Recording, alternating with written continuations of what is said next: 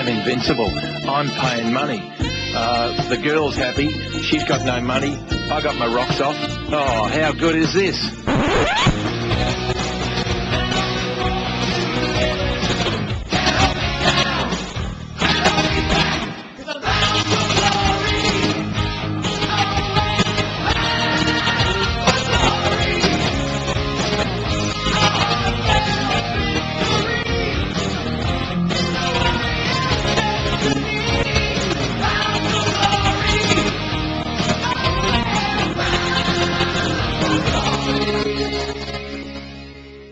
Hello and welcome to Bound for Glory, another big episode this week.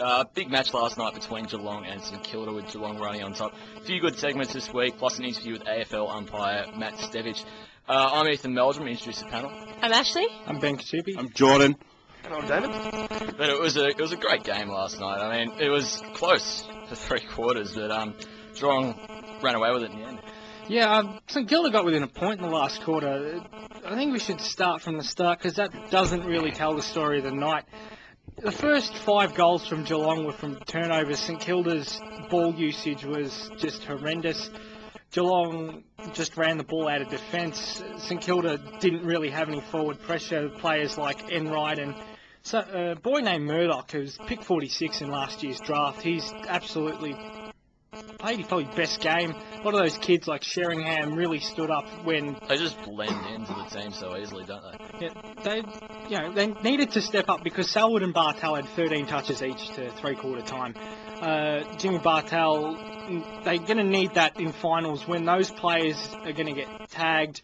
Finals is a different brand of football. Those kids need to stand up and need to work hard. They did that last night. They found space, they found run, and that's how they got out to a lead in the second quarter. And Tom Hawkins thrived, didn't he? Oh, he was fantastic. What did you guys make of Hawkins' game? I mean, he won every one-on-one contest there was. Well, he kicked 6 goals straight, so I mean, you can't miss at the moment. He's in unbelievable form. What's he? Having a look at his stats here. Where is he? There he is. He had 12 touches and kicked 6 goals. So it's an unbelievable efficiency rate. It seems so long ago that he actually, he played his breakout game in the grand final, and now he's actually come on. Like comparing his game then to now, he's just come on leaps and bounds. It's a microcosm of how key forwards work. 18 months ago, his disposal was grotesque. He couldn't take a contested mark to save his life. He couldn't kick a goal either. And there's obviously been training down there one-on-one. Wayne Carey went down to Geelong and he took him aside and he taught him where to run, certain work rates, run the defender around the 50, don't just stand there.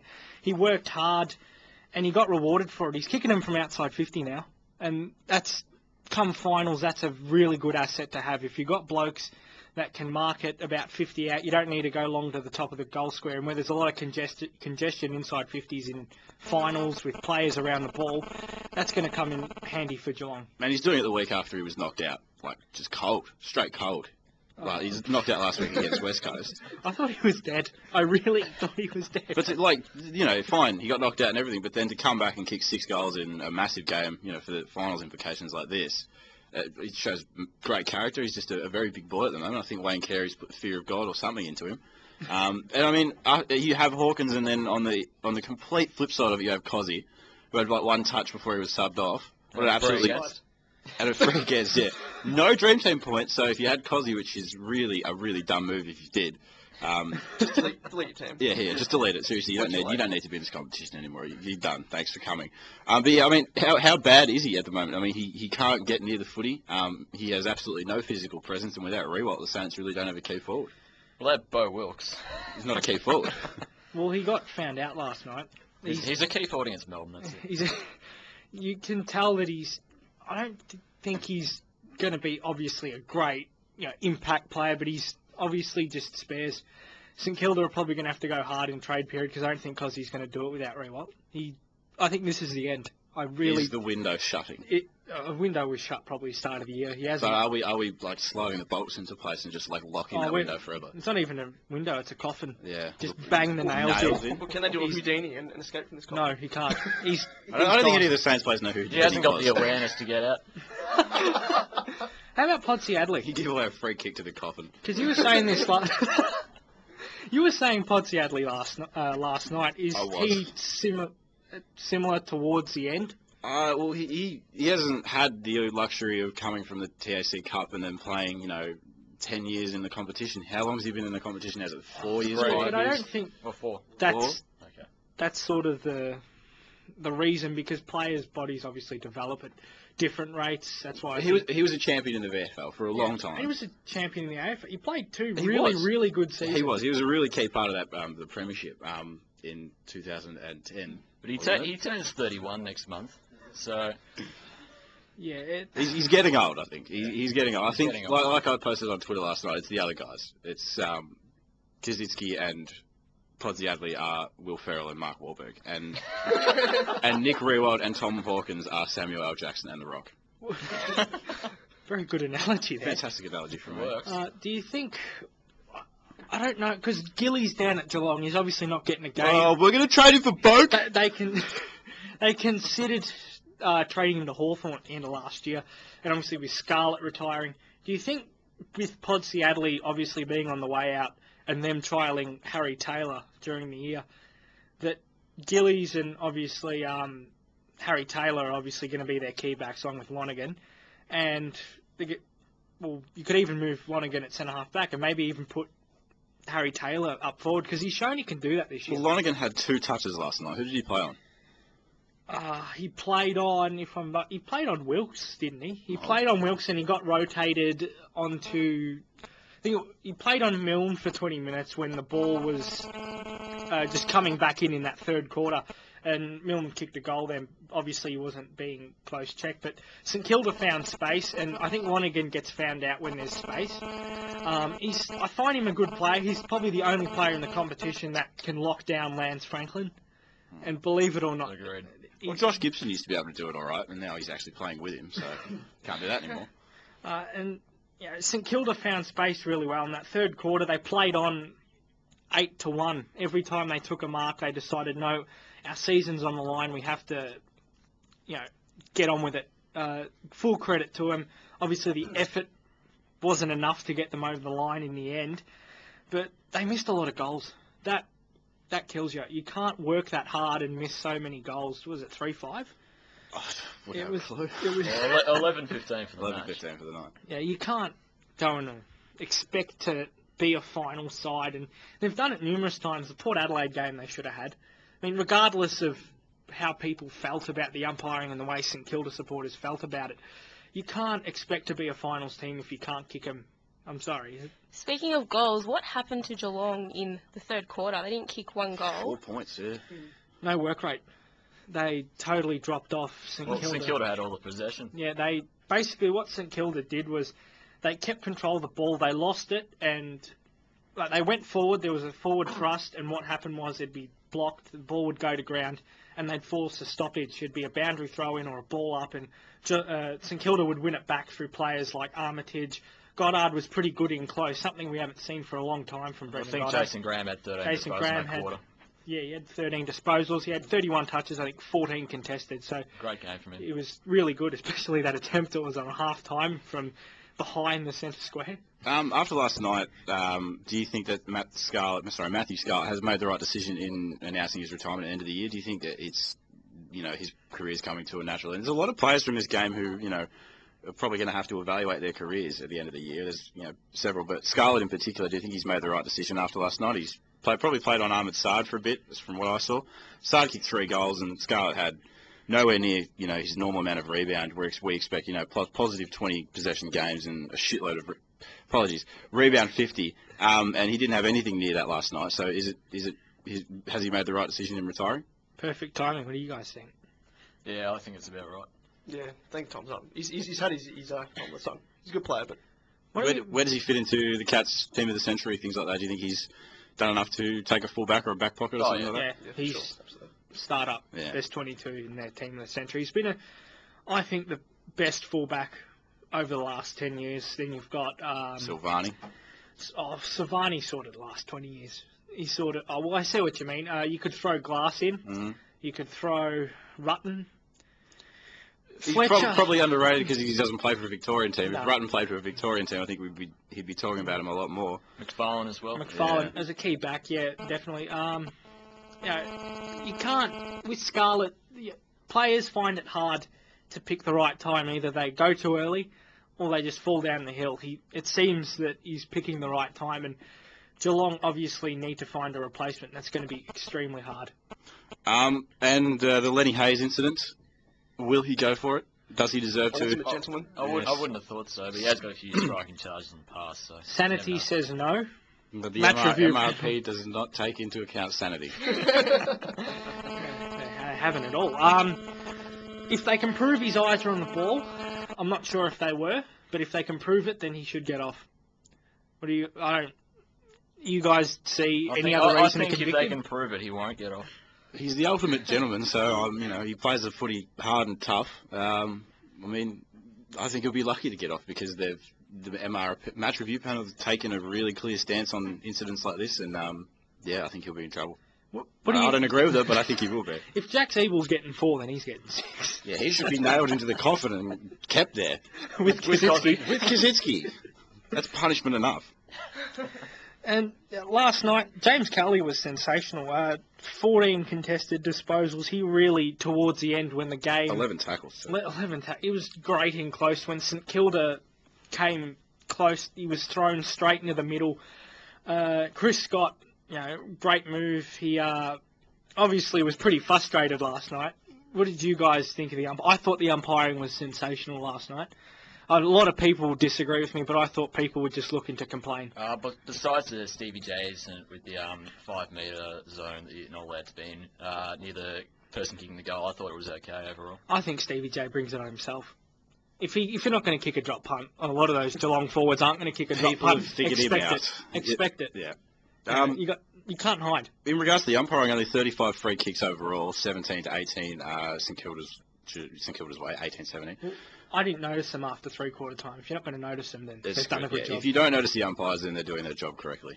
Well, obviously, St Kilda and Geelong fans like telling me different last night, but no, they were really good. And obviously, the interview later with Matt Stevic will just sort of go through what they're looking for. That there's no sort of last week. He explained, well, I was listening to it before the show, the interview, that he explained there wasn't a crackdown per se, it just happened the way it happened. Which game was he involved in last week? The Geelong West Coast game. Which is obviously the focus of a lot of the criticism about umpires, because there were something like 900,000 free kicks paid in over the course of the game. So that was perfect to just criticise, because it was not 64 free kicks in that game. But last night... There's not 64 free kicks in a game of AFL footy ever.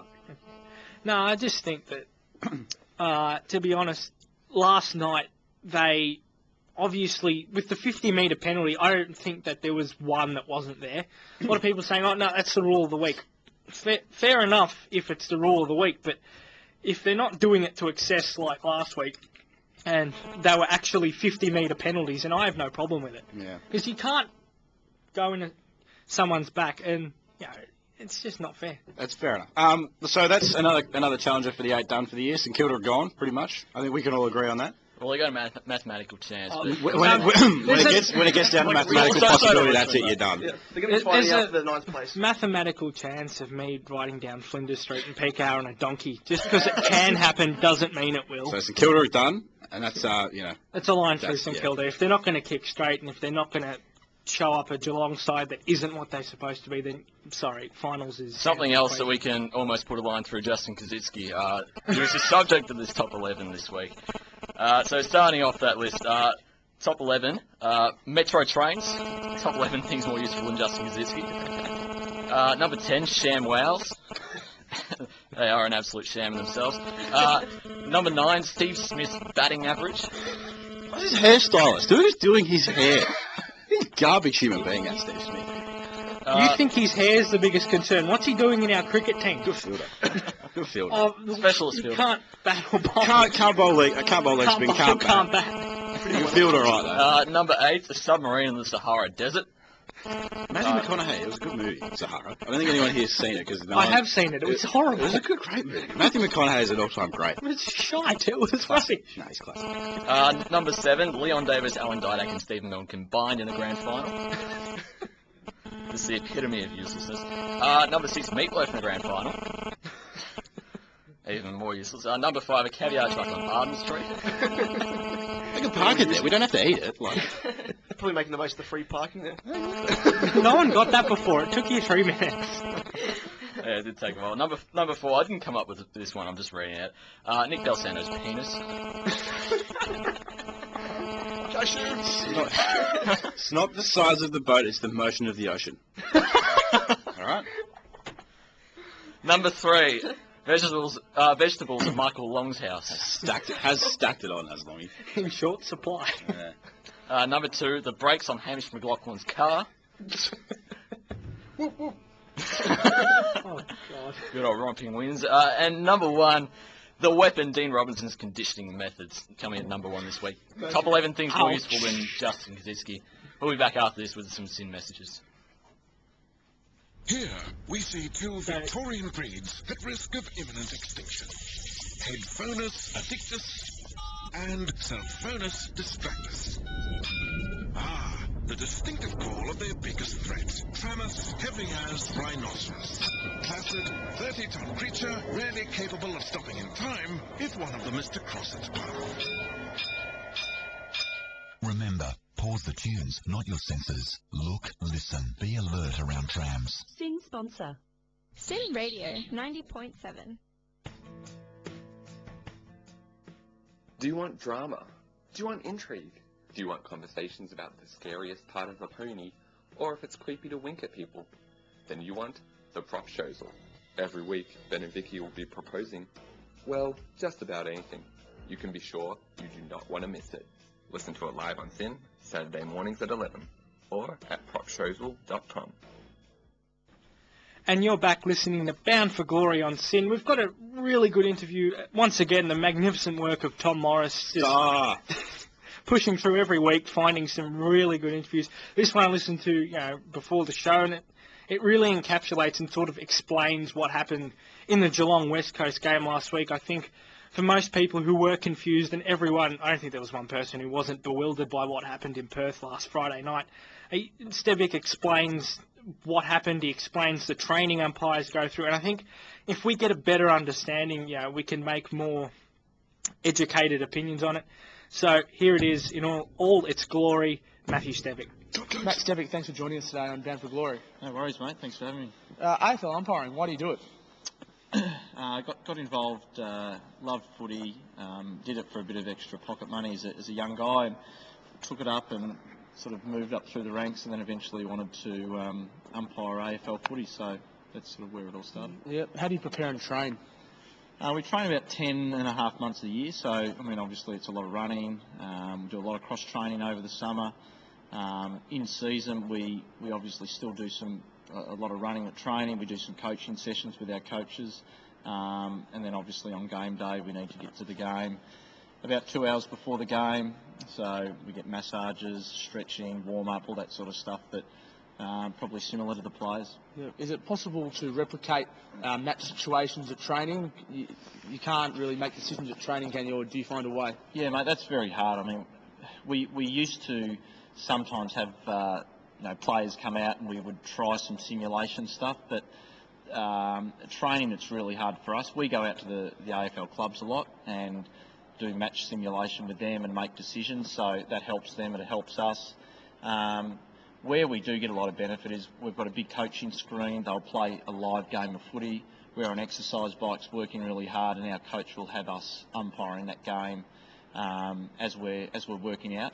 So that's as good a simulation as we can get at training. Yeah, and that's not easy, is it, to simulate the game on a bike? But it must be the best you can do. Yeah. I mean, in terms of us and getting the decisions right, a lot of it's just seeing all the different scenarios and free kicks and instilling those in your head and being able to pay those when they occur out on the ground. So the more vision you can see each week, the better. Yeah. Now let me take your mind back to the 2010 qualifying final. Cameron Mooney rides James Gwilton to the ground. You blow the whistle, pay the free kick. Cameron Ling kicks the goal.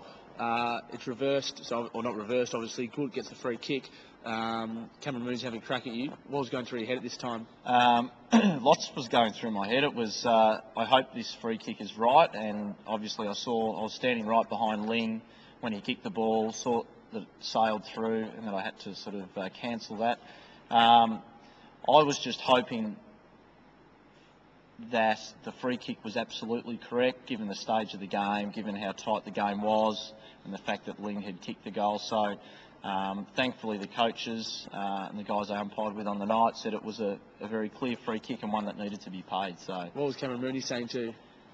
He said that I cost them the game. So, and not that I obviously was aware at the time, but I mean Geelong in that last quarter apparently kicked 1 goal, 6 points or something like that. So maybe if they had kicked a bit straighter, they could have got over the line. And the decision was proved correct by coaches and everyone around you? Yeah. And look, to be honest, we aren't in umpiring to be popular. We are there to, officiate the game, to get the rules, implement the rules of the game. And whether it happens with 2 minutes to go, 2 seconds to go, 50 points, 100 points, a draw, we've got to make those calls. Now, last Friday night, let's think more recently, 9 deliberate out-of-bounds paid at Patterson Stadium. First of all, deliberate out-of-bounds. Let's clarify exactly what that is. Yep. So we as umpires simply weigh up what is the player's intention. So if we believe his intention, whether it be to kick it, handball, or to knock the ball over the boundary line, we will penalise that. And the AFL want us to be really strong. They told the clubs and the players at the start of the year this is something that we're going to be really strong on. They want the game continuous. They want the ball in play. Having said that, there's still between 40 and 50 boundary throw-ins per game.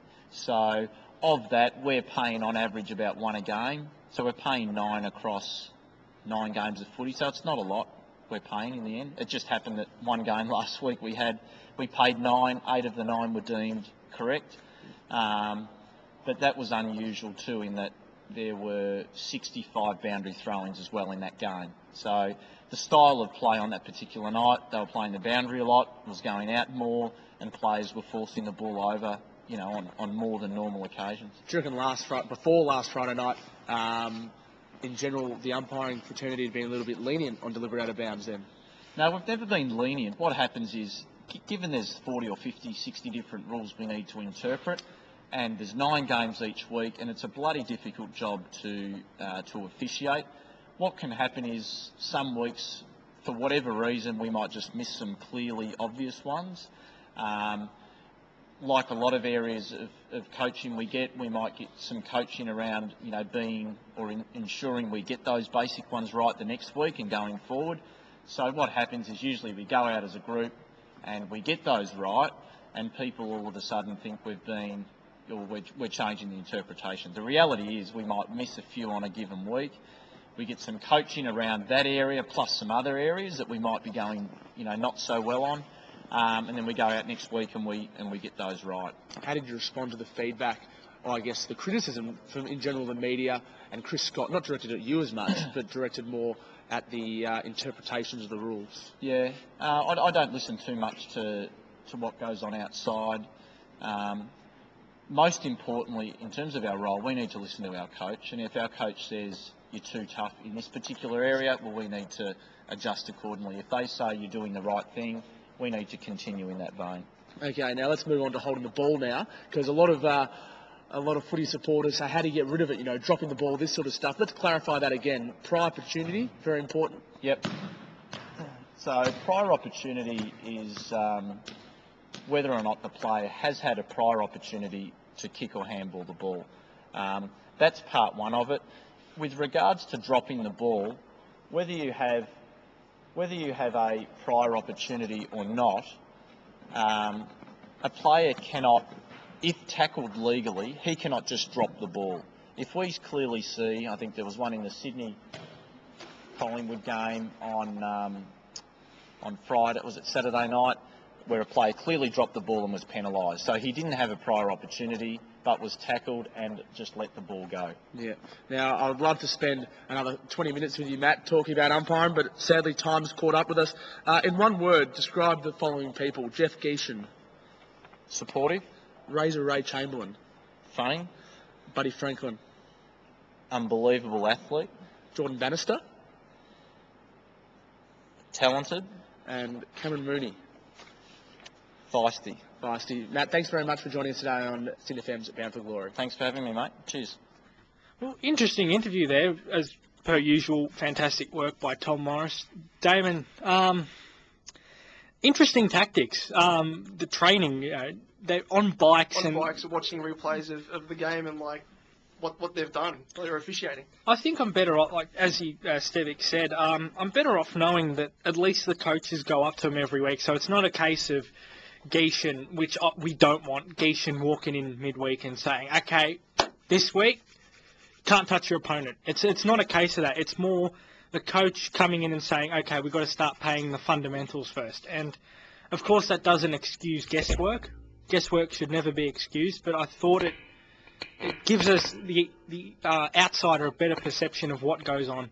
What I think it is that the coaches come in after every weekend and analyse their performance and really pull them up on areas that they're deficient in, what they were missing or lacking, and now they've, like, as per the West Coast Geelong game, I think it may have been a case of the week before, they were missing a few of those deliberate out of bounds, and they had to pull them up, and yeah. And we just want to know. We just want to know what you guys think there. Text us in on 0427 767 767. We'll be back right after these SIN messages. High-Tech Burritos eating contest is so hard you'll have to sign a waiver. Made with chilies voted the hottest of their kind by the Guinness Book of World Records. Come into High-Tech Burrito on Glenferrie Road, Hawthorn from August 17 to September 6th and tackle the flame for your chance to win the ultimate prize, 3 burritos for a year. Check hightechburrito.com.au or on Facebook, High-Tech Burrito Australia. Serving authentic Californian-style Mexican food and home of Melbourne's original gourmet burrito. Sponsoring SIN. Welcome all you sinners out there. Do not change your radio station because coming up next we have the amazing Ben and Vicky and their brand new show, The Proposal. They will offer you salvation. Okay, maybe not salvation, my friends, but they will offer you a damn good time. Do not go anywhere. Annyeong! For all things Asia, listen to Igyo on SIN 90.7 FM, 5 to 6 Saturdays, or sin.org.au GMT plus 10. Igyo on SIN. And you're back listening to Bound for Glory on SIN, and Ash is going to take us through some recent changes that the AFL administration have brought into, regarding equalisation in the competition. Yeah, so on Tuesday, Adrian Anderson announced that there'll be a couple of rule changes regarding to signing players next year, and it's been introduced to better manage and control free agency. So free agency is being introduced at the end of the year, and the period is between October the 1st to 31st. So the basics of free agency, because I know I found it quite confusing with the unrestricted and restricted sort of elements, but the basics are that players who have played at the one club for 8 or more years are eligible to be a free agent. If the players in the top 25% of the highest paid players at the club, their original club has the opportunity to match any offer from a rival club, and then the player makes a decision as a restricted agent who they want to go with. So an example of a restricted agent would be Travis Cloak. If a player's not within the top 25% of the highest players or has been at the club for at least 10 years and has come out of contract at least once in this period, or if a player was delisted, they become an unrestricted agent. So an example of an unrestricted agent would be Paul Chapman. So the rules that Adrian Anderson announced earlier in the week in regards to free agency were really to protect the integrity of AFL. He really honed in on the fact that he didn't want AFL to become like the NRL or the NBA, where you have free agents signing deals before the season's over. So because of this, the AFL doubled the penalty to a $100,000 fine for clubs who poach free agents before the season's over. But club and player agents are allowed to have discussions about prospective contracts, but no contracts can be legally signed and no deals can be made. So a few weeks ago, when we saw some Geelong representatives go over to Adelaide and speak to Travis Boak, this would be classified as acceptable under the new guidelines. However, if he had signed a contract to play for Geelong, like in the middle of the season, that would be deemed illegal. Another interesting rule change that was explained was the removal of the priority pick. So in February, the AFL announced that the priority pick would be determined by the AFL Commission in exceptional circumstances. So I found this very interesting. The AFL have employed a university professor to create a formula to accurately measure the playing performance of a club. They're introducing maths into AFL now, apparently.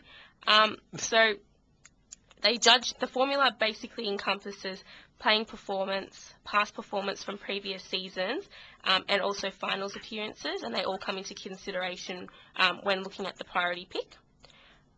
So Adrian Anderson said the reason that they were getting rid of the pick was because it was overcompensating clubs for poor performance, and this also could eliminate speculation of tanking, which, as we all know, has been coming up recently, especially the last couple of weeks. So what are your thoughts on I don't think that the AFL having the discretion to award priority picks is necessarily a good thing, because, I mean, we can probably all agree that Port desperately need a priority pick. They are really, really bad, and So they they'll probably really, get really one. need it. But I don't reckon they will, because the AFL said they will not award a priority pick to any club in the first year of the new system. They said this.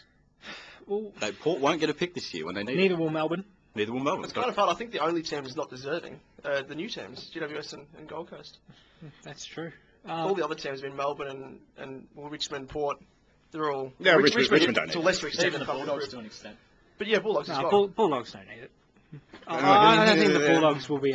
They've got some pretty good kids. I think they'll be all right. I think the two teams that desperately need the priority pick are Port and Melbourne, and they won't get it this year, and they will be struggling to get it next year, because they'll bring in new kids, they'll, become more talented over the course of next year, hopefully. But I think they need it this year, and they won't get it, which is unfair.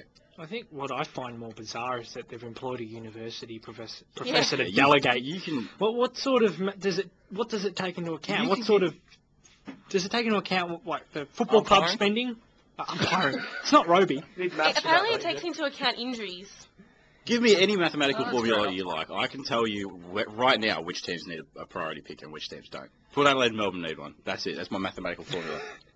I'm not a mathematical professor, nor do I have a university degree, but I don't even think you need a formula. I just think you need someone to sit there and go, all right, bring in the clubs, assess what their football club spending Exactly. is. Because the whole point of it is to What's a priority it's pick? Not money. equalisation. That's the whole point. If we're not handing them out because, they're poor and it's to balance it out. Because if we have this, and it should be taken into account, the spending of football clubs is ridiculous. Last year, the top 8 teams in spending all played finals. This year, it's obviously different, with somehow North Melbourne, with their late season revival, who don't necessarily spend a lot in their football department, but they've obviously made more attempts since the planned Gold Coast relocation to pour more money back into the football department. It's a pipe dream. And I don't see how applying a formula that doesn't take that into account, and hopefully it does, because I think I should look into this further, but if it doesn't take that into account, then it doesn't get a proper feel for how it works, because I reckon Port Adelaide need that priority pick more than Melbourne if it's football club spending, because Melbourne have the money. About 3-4 years ago they didn't, now they do. Just moving on to the Travis Boak thing, obviously, there was that whole Chris Scott and his men went over to Port Adelaide with the brass band to try and lure Travis Boak, to Geelong. Obviously, he can't sign a deal under these new agreements, but what about a verbal contract or a heads of agreement or something like that? Does it fall under that? Because obviously, Chris Scott can go over there with a contract and Travis Boak can say it's illegal for me to sign that, mate. But what I will do is I will guarantee you, I'll give you my word that I'll be playing for Geelong next year. Is that illegal? No, it's only illegal if they legally sign. Oh, excuse me.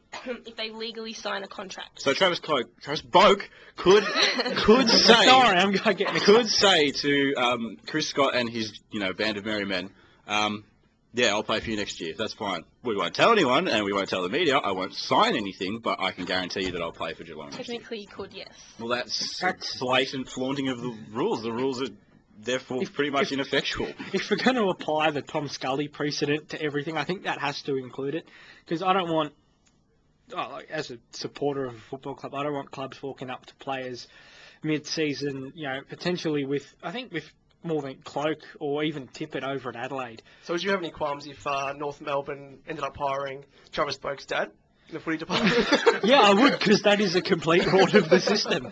Expanding it to the NBA, which is obviously something that what's his face, the toady one, and Adrian Anderson said about he didn't want the The AFL. one that looks like a toad. Yeah, he didn't want the AFL to become like the NRL or the NBA, and I think I'm pretty sure I'm right in saying that the whole Dwight Howard thing with Orlando and Los Angeles probably affected Orlando's season because Dwight Howard wanted to go to Los Angeles, and then he told them he was leaving, and it would create team disunity. Harmony would be just shot.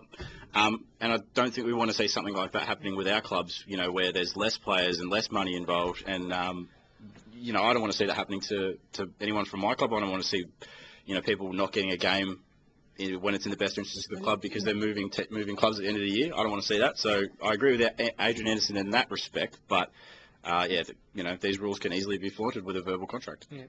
Text us in with your thoughts on this issue on 0427 767.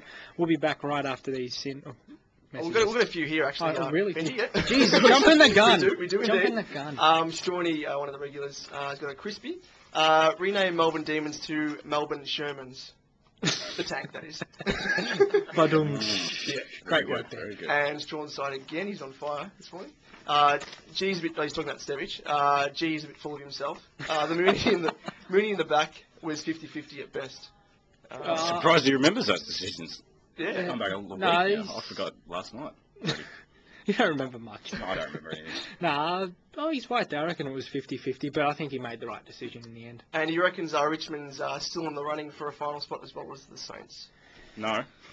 No one knows. Got to disagree with you there. It's the time of Strasser. year. He's got a bit of money on him, I It's think. the time. It's the time of year all the Tigers supporters get out their calculators and start, employ university professors to work out how to get into the finals. My theory is that if you get to the point where you're saying it's mathematically possible for us to make finals, we can still do it if everything else goes our right way and we win by 400 points in the last round. It's mathematically possible. You're shot. That's it. You're done. Yeah, agreed there. All right, let's head to a break.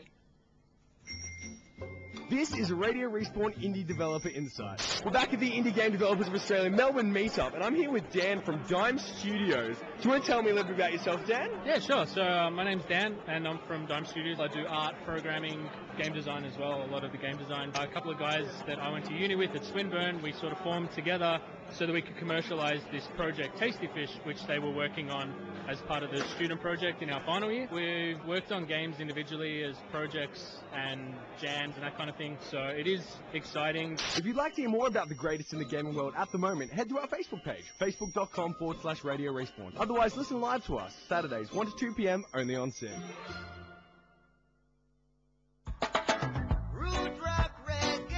Roots, rock, reggae, and more on Around the World in 80 Songs. Tuesday mornings from 9 till 10, only on SYN. Welcome all you sinners out there. Do not change your radio station because coming up next we have the amazing Van and Vicky and their brand new show, The Proposal. They will offer you salvation. Okay, maybe not salvation, my friends, but they will offer you a damn good time. Do not go anywhere.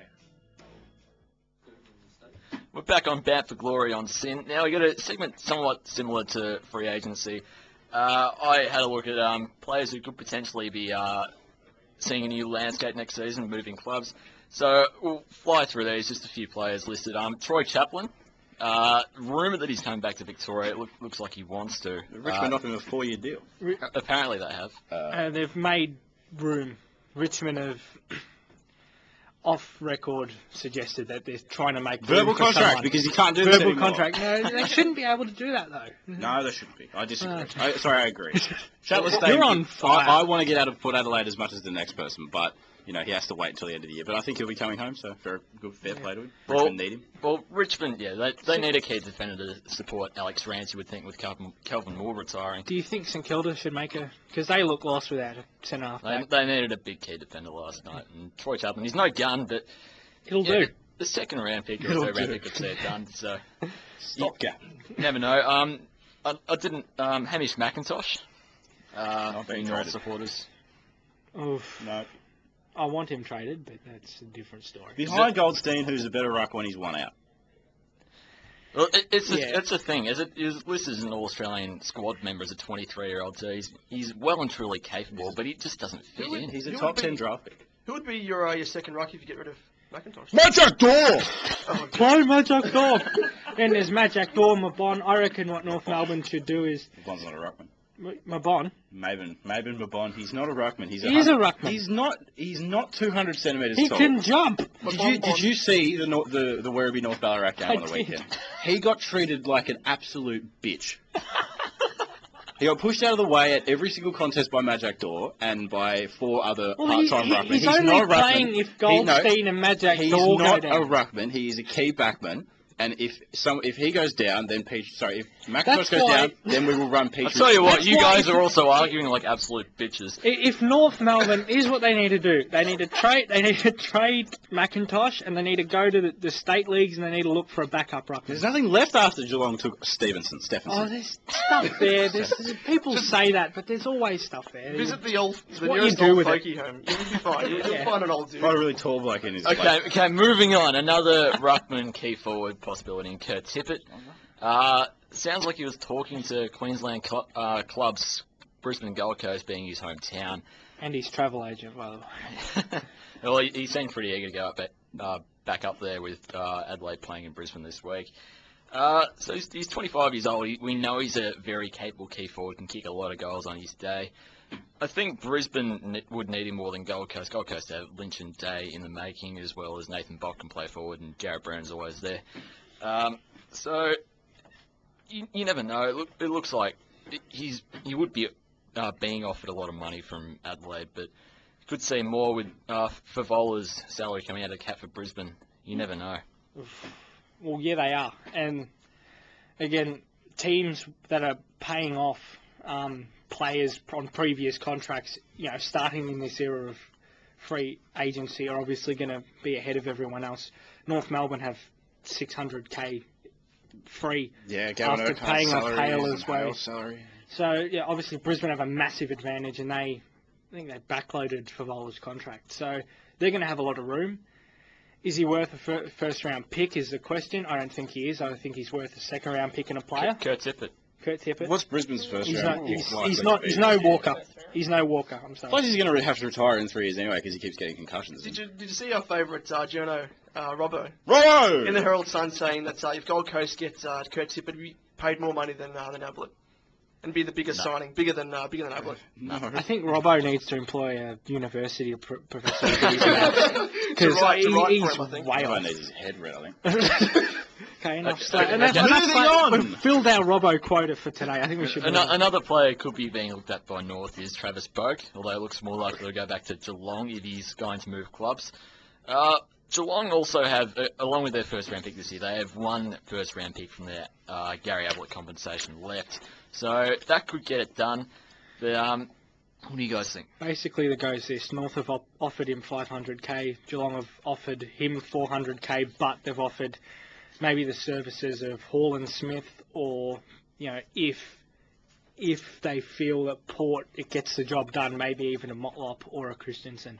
I doubt they'll be getting rid of it. I doubt that, but if they really want Boak, then they'll probably have to give up. Rumours are that North have, that Boak's management has, that Boak's management rumour, it has happened. happened. Well, they asked North if Travis Boak was going to come back to Victoria, if they would be interested.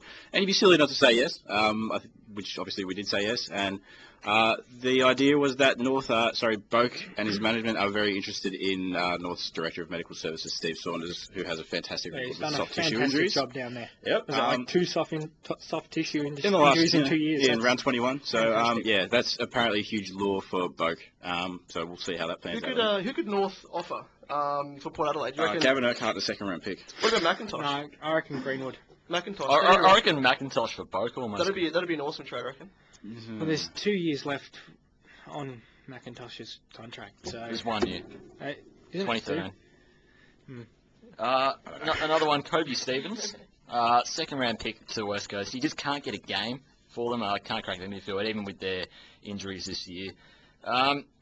He could come home to any number of clubs. I reckon Carlton. Carlton could pick him up. Carlton make a play. He's probably still worth the 2nd round pick. Doesn't matter. Got McLean. Load up on your midfield depth. As you've seen this year, Carlton decimated by injury. Load up on the depth and you'll be all right. True. All right, last one, because I think we're running out of time, is Brent Maloney. I decided to put him in. Staying. He's probably staying. He loves Melbourne. Grew up supporting them, but he's not getting the opportunity anymore. He's been dropped a couple of times now. His big frame, his big body could see him be useful as a clearance midfielder for a couple of clubs such as maybe Essendon even, or Port Adelaide. Did you put Matthew Bate on here? I did put Matthew Bate. Jeez, I'd take a half-eaten ham and cheese toasted sandwich for Matthew Bate. Stick that at full forward. We'll kick more goals. Sorry, that's fine. Yeah, I did put Matthew Bate in there because he's also not getting the opportunity either. So a couple of demons who could potentially be looked at by other clubs because he's got the ability, but doesn't get a game. I hope Maloney stays at Melbourne because I don't want to see them get just destroyed another trade or anything like that. So I hope he stays because they deserve him. Agreed. I think he'll stay. All right, fair enough. So I think we should move on to the next segment. Jordan, you've got one for us? Yes, I do. Now, it's not far away now. This was originally designed to be for 2 weeks ago, but I was ill and I couldn't come in. So this is for... You ate that half-eaten sandwich. Yeah, I ate the thing I was supposed to trade for Matthew Bate and got sick. So thanks. Thanks, Matthew Bate. Anyway, Los Angeles, California, in the next couple of weeks, August the 27th to the 29th, there'll be a draft combine very similar to what they do for the TAC Cup kids before they get drafted in Australia. It'll be to attract athletes who potentially, haven't quite kicked on from their college programs in basketball or football. Between us, we probably watch a lot of international sport like NFL and NBA. They're big dudes. They're really, really tall, really athletic human beings who, for whatever reason, maybe didn't get into the professional leagues that might want to come down to Australia to play. If you take a look at the names we've got from other codes and other countries, there's a list of really good players there. Jim Steins is the foremost one from the Irish side of things. He's champion, Brownlow winner. Ty Kennelly's a premiership player. Mike Pike played rugby union for Canada. There's a list of players that have played basketball: Nick, Nat and Pendles, Goldstein and Brogan. Collingwood already have an American rookie on their list. His name's Shea McNamara. If you ever get a chance, look up his tryout video on YouTube. It's hilarious because he's got the very basic skills down, but it's just really awkward and it's really funny to watch. Just quickly, Port Adelaide got Daniel Bass as well, don't they? Yeah, is he basketball? Yeah, pretty sure he's a US basketballer. Oh, fair enough. I didn't know that. Thank you, Heath. No worries. Yeah, no, it shows that there's a market out there for these types of players. Something that we probably didn't hear about because it's a Sydney thing, and Sydney football doesn't get a lot of coverage down here. Is that there is actually a college basketball product from Florida on the Sydney Swans international list. His name is Alex Starling. He's 196 centimeters and 93 kilograms, which means he's a very big boy. He's comparable to a fair few key forwards in body size. He came out here and did a trial with Sydney. Paul Roos spoke to him, put him through his paces. I've seen some footage of him, and he's actually a lot better skilled than McNamara is. He's quicker and faster and taller, can jump higher, all that stuff. He broke every record that's been set at draft camp in terms of athleticism. He smashed Natanui's standing jump, which at the time was a record by a considerable margin. He seems really excited to potentially get a game. Obviously, it's not 100% at the moment, but Americans are quite funny to listen to when they talk about AFL because they have absolutely no idea what it is, and they see it as it was quoted as a gladiator sport. That it's American football and basketball all rolled into one. The pay is something that is a real enticement for them because if you get an average salary of about $250,000 here in the AFL for being a mid-range player, that's nowhere near comparable to American basketball stuff like that. They have a lot more money than us, but we do have the lure of a beautiful country. The AFL put together a video to entice people to this draft camp. If you want to see it, just YouTube it. It's quite easy to find. A couple of questions for you guys. Sorry, I know I've talked a bit. Do you think it's worth spending all the money and all the fact-finding missions and all of Andrew Dimitriou's press junkets and stuff like that to do the research, and no one's going to show up to the combine? And do you think that there's and it's worth it? And can you see anyone from the NBA or the NFL coming down here and succeeding? Yeah, I think there is, because with the college system in the US, Stanford, Harvard, obviously, there's plenty of universities there, and there's more than the big four sports can handle. And it's obviously AFL has a mixture of sports in which obviously American football, even the pace at which lacrosse is played, the athletic ability that it takes, hockey, obviously the strength of most baseball hitters. It's something that we can adapt. Maybe people will be obviously more used to kicking a ball than others, and once they learn that basic skill set, they can put on top of their athletic ability. Considering where the game's going, I think that it can work, and it's more a marketing tool as well. I mean, what would you rather do? Would you rather get paid?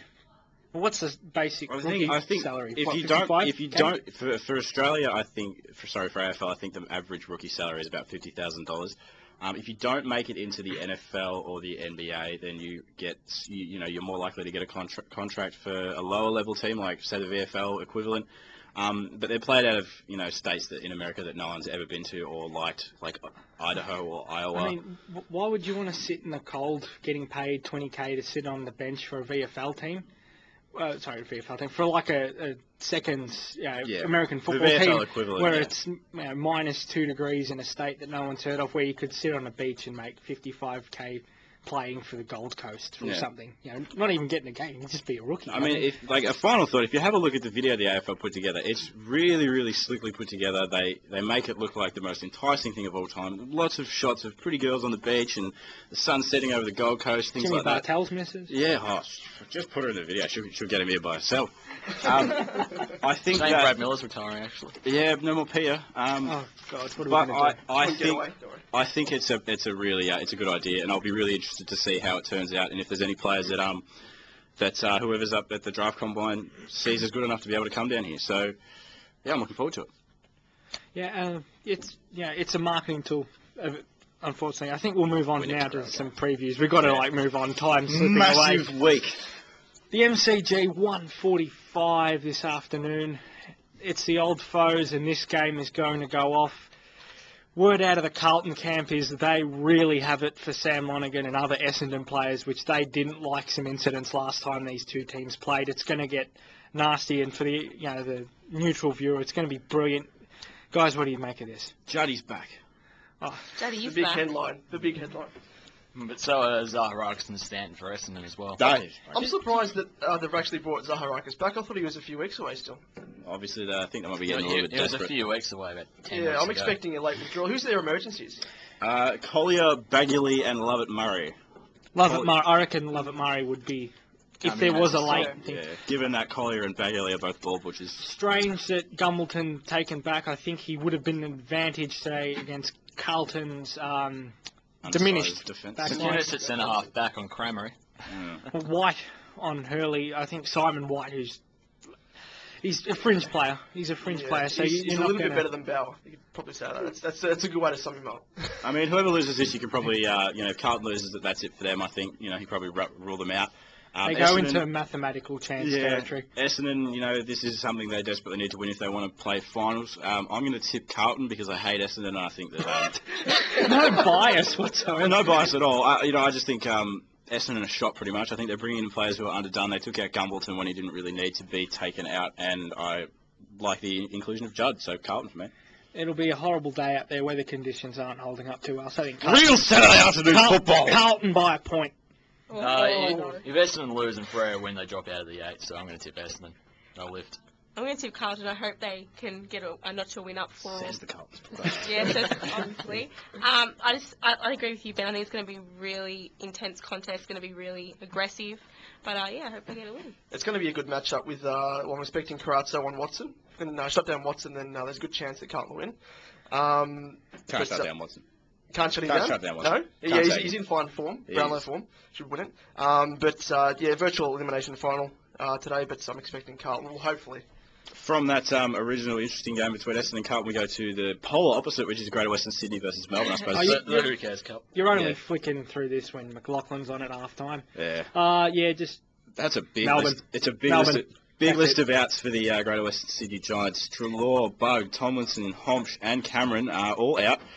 I mean, they're all having surgery, getting them right for next year, which is probably fair enough, but at the same time, I mean, seriously, that's almost close to tanking. I'm going to tip Melbourne simply because they're a better football side than Greater Western Sydney are at the moment. Yeah, this is going to be just awful football. Don't even bother. Melbourne.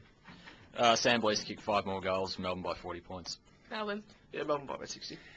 Patterson Stadium. Yeah, twilight game. This is actually an interesting game. This is another that... Freo really need to win the final. So do Richmond. Well, yeah, they both really need to win.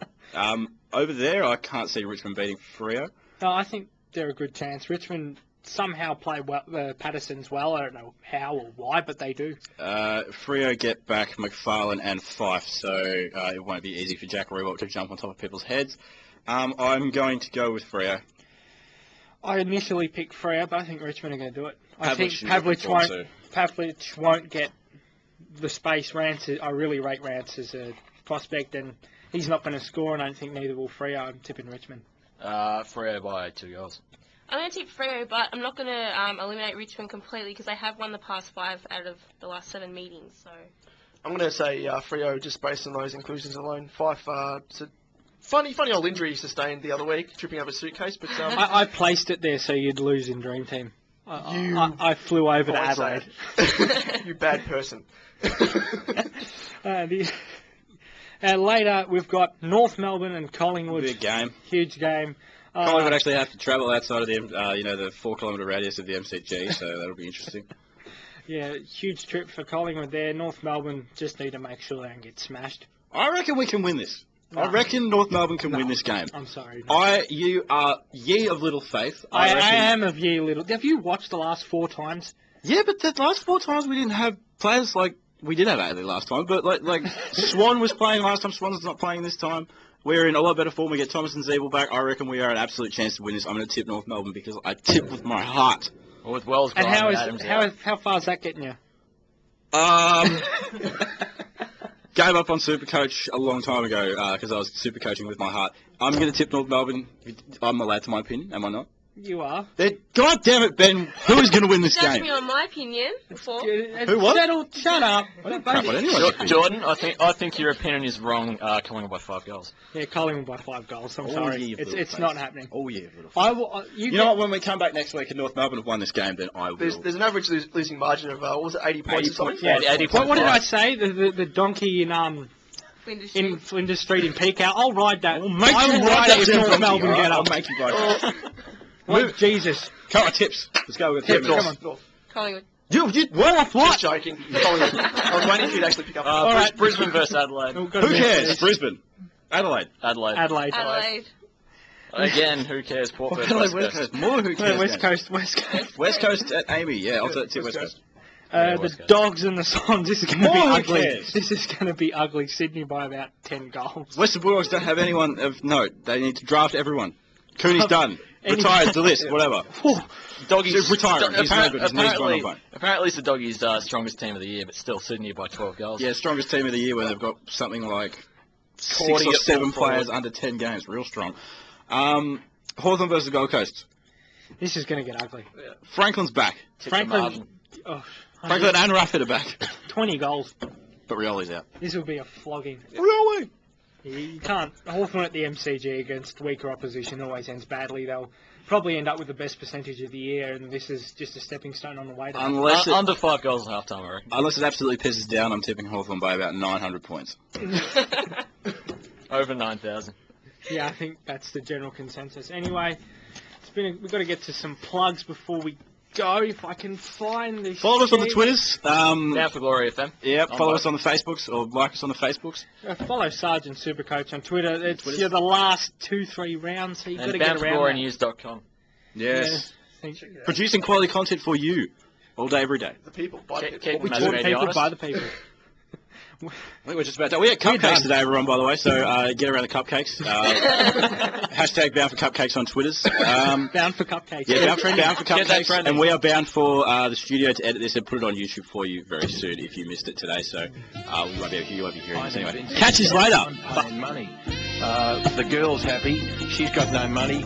I got my rocks off. Oh, how good is this?